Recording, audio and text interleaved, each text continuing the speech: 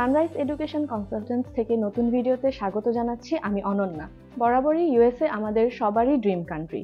ইউএসএতে রয়েছে world ranking university, যেগুলো অনেক বছরের পুরনো। তাহলে আপনারা বুঝতেই পারছেন ইউনিভার্সিটিগুলোর ভ্যালুস কতটুকু।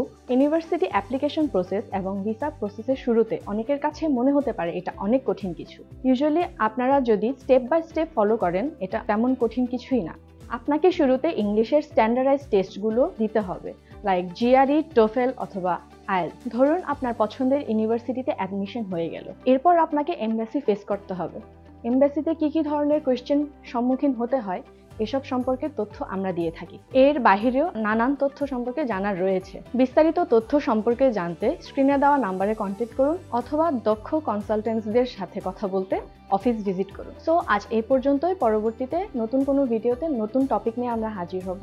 ততদিন পর্যন্ত আপনারা আমাদের ইউটিউব চ্যানেল এবং ফেসবুক পেজের সাথে সংযুক্ত থাকুন। Thank you.